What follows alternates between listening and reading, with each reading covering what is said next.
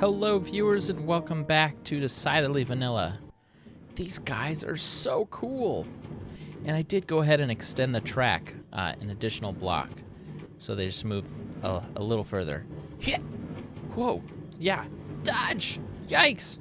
Wah! Okay, it's not that exciting. But it's pretty cool, I think.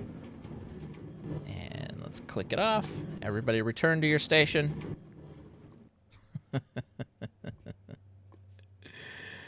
And we will close you in. All right. Let's go to the project board. Do I have any more signs? Oh, I just saw a whole stack. Perfect.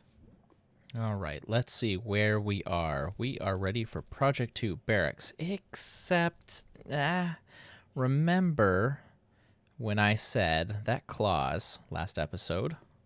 And if you didn't watch last episode, go watch last episode. Unless something shiny distracts me, right? Okay, so agility course. We need an agility course. That large area down below for the advanced minion training, it's too huge, and there's still a big portion of it we haven't used. Except there's not a lot of horizontal space, but there's tons of vertical space. So imagine something that kind of scales up the wall and bounces back and forth. Very cool. Except one small problem. Swordfish just gave me a super huge ooh shiny. In his most recent video, and feel free to pause this video and go watch it if you haven't, he gave his idea of some sort of ender pearl golf type like course thing. It's a mini game idea. I'm going to attempt to explain it before I've seen his video on how he explains it. Then I'm going to watch his video, go into creative, and mess around. But from what I understood from what he explained to us in the chat is the way I would explain it is imagine you are the ball, and the only way you can move is with the ender pearl. And you have to throw the ender pearl in a way to get yourself to the goal. And there could be stuff in the way, tripwire, walls, rivers, streams, minecarts, all sorts of stuff, whatever is in Minecraft. And I have a few ideas of what I want to try, but first I want to see how he explains it and maybe what guidelines he's come up with on how he wants to do it. And hopefully he will also show us where he wants this built. I just finished watching Swordfish's video. I'm here in a world where I was in creative. Let's change our game mode back to survival.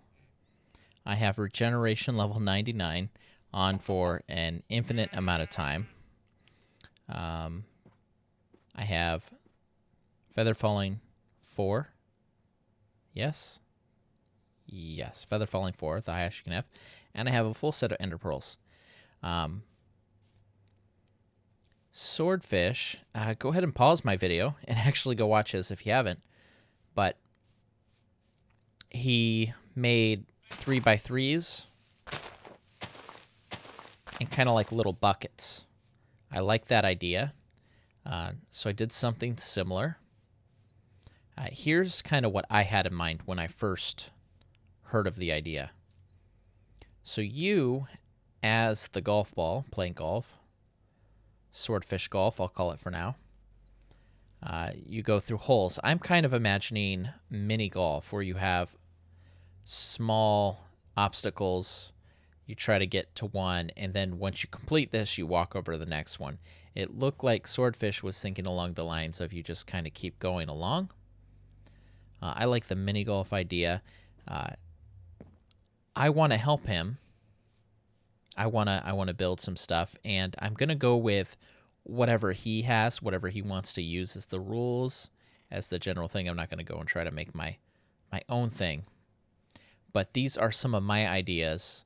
For one, because I think it's interesting and fun, and two, Swordfish watching my video, looking at my ideas, might give him some stuff that he wants to adapt or change, or he might want to try variations of what he had. So here is the area. I'm using different colored wool for different colored things. This light blue is, I think I've only used it as starting areas. I like using the different colored wools to distinguish different things, kind of help the player out, and you get used to it along the way, and it kind of makes it feel different.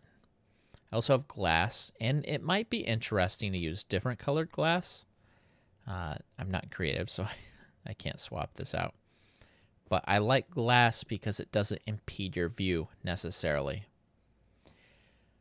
The other mechanic I'm toying with is points. So you want to get here, and maybe the center is worth more points. And it's very easy to tell where you are. Once you land, just move your mouse straight down. It's going to be somewhere. I guess you could have the odd circumstance where you're like right on the line. I think if you're right on the line, then it should just count as the one in, if that was a concern. But with a point system, then maybe this I could get on the target like that. But if I wanted something better, then I could get on the target like this. Oh, I got the same. But you could risk it to get a better shot. Now with points, then you're not really worried about par. And I really like the idea of par. Maybe there's a combination of the two, or I don't know. I think if we were to do one or the other, I think par would be the better number of strokes to get to the hole. This one I like because I imagined you're going to have these solid things that you're aiming for, right? You hit the wall and you fall down. Well, now I'm in this yellow space. I can't, there's no way I can get to the target. But I have this other board to hit, which brings me back to the start. And there's this hole. Oh, I missed. But the idea is, as you're falling, to shoot it through. And I will give myself one more try, because I've done this before. Yes! Awesome. And I moved. I shouldn't have moved in my excitement, but I think I was on this inner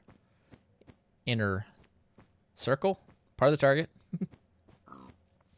Now this could be raised up higher to give yourself a little more time to react. But what I really like is using the glass and have it come down like it's holding it. The design on this particular obstacle, where the glass goes up and zigzags like it's holding that up there, that makes me think of, I don't know, I want to say Portal, but I don't know, but some of those kind of futuristic puzzle games where it's all together. And I think if we use like neon colored glass, that could really enhance the effect. It would almost make the whole thing feel themed. Now, this is the third example I have, and it's, I don't like it as much, but I had the idea of landing in water streams, and those water streams would carry you. I'm not sure how we would run the rules for that. I'm not sure if we'd say you can't throw it unless you're in a stationary area. But with this, the idea is, and it didn't exactly work out the way I wanted, but the idea is this would be super hard to hit. So if you could hit this, then you're going to get in a position that's easiest to get the highest score. This is the easiest to get, so this should not be This should not be easy. Yeah, this is the easiest to get, so from where it takes you, it should be more difficult to get a better score. That's the idea. I don't know that in practice it worked out. Let's see. Now, I think that counts. You aim for the orange. I missed it, but I got in the water stream. Now, I don't know how I would rule it if you threw it and you landed on the glass. Like, that's invalid, so you have to start over? Something like that. With a system like this, you got to come up with a bunch of rules. I had the easiest shot from there to here, and I did not even make it. But just even small touches like this little glass wall that kind of slowly inches up, I just think it looks really neat. I could imagine an entire place dedicated to this sort of thing. Let's go for the easiest one.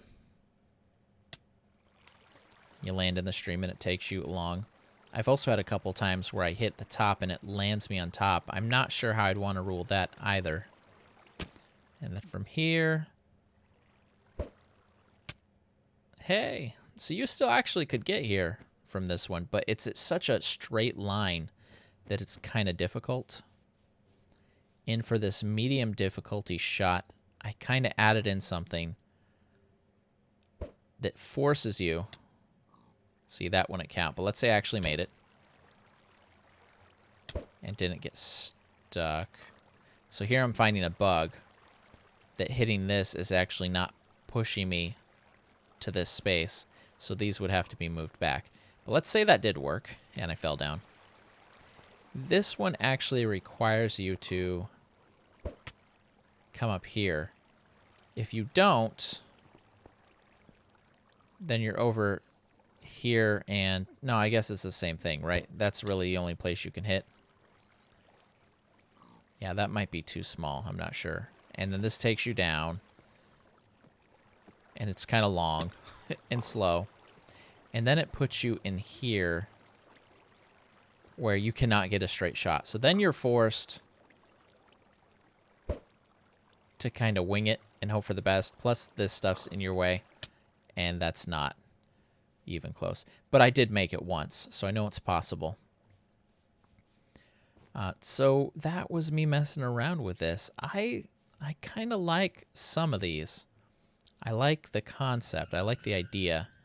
And definitely there's a lot more interesting things we can do. I kind of want Swordfish to mess around a little bit more after he's looked at this stuff and thought about it some more, kind of decide some house rules that we want to go by. He mentioned command block magic, which, yes, we should definitely use some command block magic, but I'm not sure what we want to do. He asked, can you track how many times an ender pearl is thrown? And the answer is yes. I believe you can. I'm going to verify that here off camera here in a second. The problem with that would be you'd have to have a place to reset it. But I guess you could set that up at each station. That would just be a single command block. Let me make sure that's possible. Well, guess what we can track? I instantly said, oh, of course we can. And then I thought, not sure. Better check, right? Yeah, of course. That was like less than a second ago. But for me, it wasn't. So, whoops, that doesn't count as a throw, does it? No. In our tab screen, you see my little bRanN head up at the top. It says 0. Oh, yeah. That's right. It works. Blinking everywhere. Yes, so we very easily could have a way to count ender pearl throws, just in case you don't trust the players. Hey, look, we got a village. 47. Oh my gosh, I'm losing. And you could make it so the count starts at the very beginning, and you check the count once you're finished with the full course. You could make it so we reset it after each minigame. I'm saying you. I'm not speaking directly to Swordfish. I'm kind of talking to anybody that would want to do this. You, as in a person developing something similar. The other idea I just had too, and this is going to be this whole episode, I think, just talking about this idea, because it's such a cool idea. If we could find a place out by the Apple City, the city of Apple where everything is orange, or yeah, that's Apple City, right? If we could find a place where it's still flat, but it goes into a biome change, and then the courses could take some kind of different theme.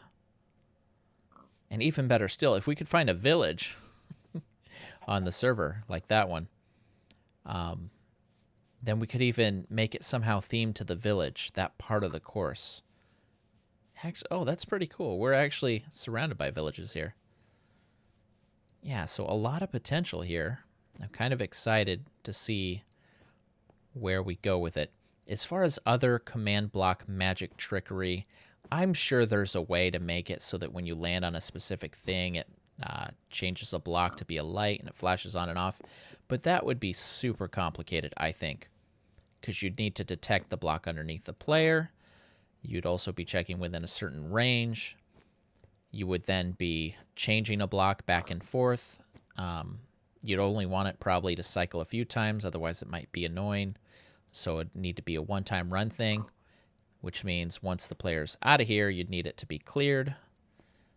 You'd have to make sure some other player's not too close so it detects them and it never fully resets.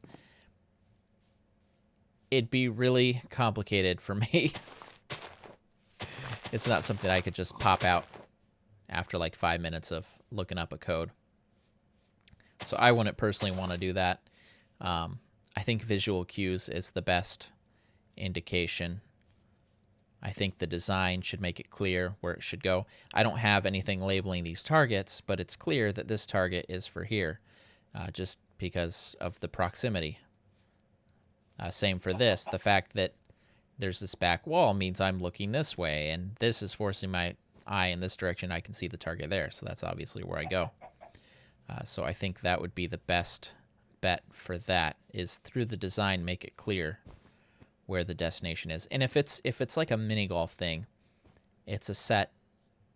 It's a bunch of small sets, and so that makes the design a lot easier, I think. And then even just having them numbered. Doesn't have to be like this, but some way to have them numbered. But other things we can do.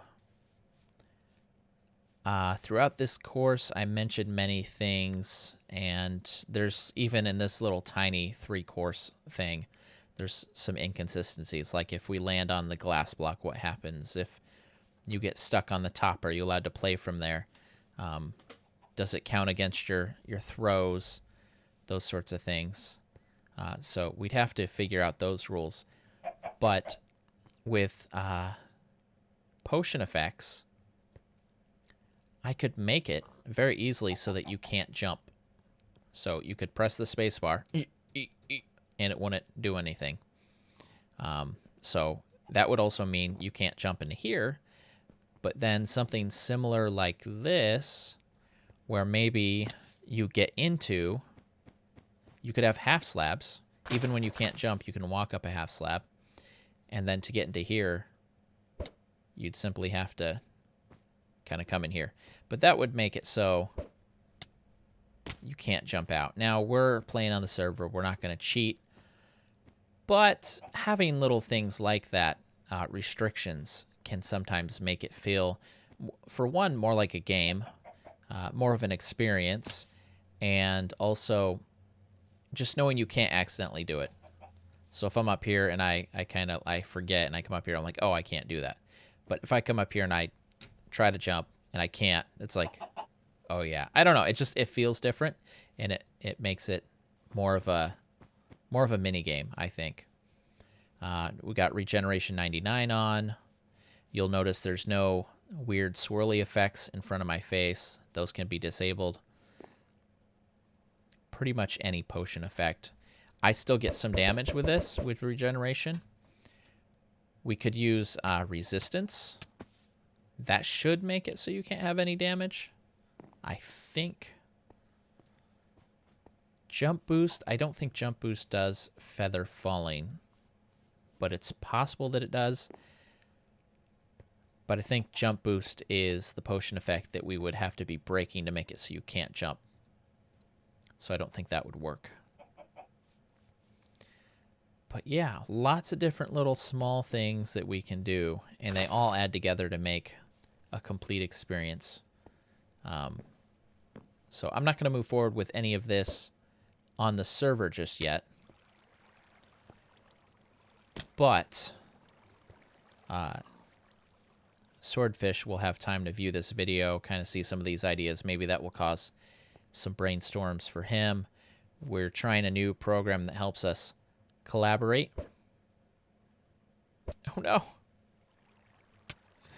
I guess you could do that. That would all count as strokes, though. And maybe we can try using that as a way to keep organized for this project. And if that works out, we're still trying out this program. If this program turns out to be quite useful, then I'll start promoting it. But I want to use it a little bit to make sure it's actually helpful. Because there's a lot of programs out there. If I'm going to say, hey, you guys should use this, then I want to make sure it's actually something that will be helpful. Something that's actually helped me. So far, it seems like a good program, but yeah, before I recommend it. Decidedly vanilla, and we weren't even really on the server that much. Well, let's pop back on the server real quick just to make it a little more official. And let's take one final look at the meeting room board. Swordfish's idea. Okay, so we got that. Agility course now. That's up next. That should be quick. We might be able to do both of these in a single episode. Depends on how much time I get on the weekend. But that'll be fun. And then the less exciting but necessary torch spam. In this room, it's not too bad. The lighting sources are all laid out really nice. It's not until you get deeper in my base, well, and the main hallways where I didn't really try. I just need to make it light. Need to make it light. That's not a torch. But if these were torches, that's what I would have done. What, you think there's creeper spawners in the walls or something? This is not a mini CTM. This is not a regular CTM. This is not any kind of CTM. There's not spawners in the walls. You don't have to light it up. You don't have to make it super safe. Oh my gosh, that looks so funny. There is going to be the thumbnail. Why not? Because that looks amazing. And I rarely ever do this. Let's take the thumbnail of this episode together. Look, a shared experience. And you saw it on the thumbnail. And then we shared the experience together. Wasn't that magical? Wasn't it? It was. I know it was. Thank you all so much for watching. This has been bRanN. I will see you next video. Please don't forget to like, comment, and subscribe. Have a great day.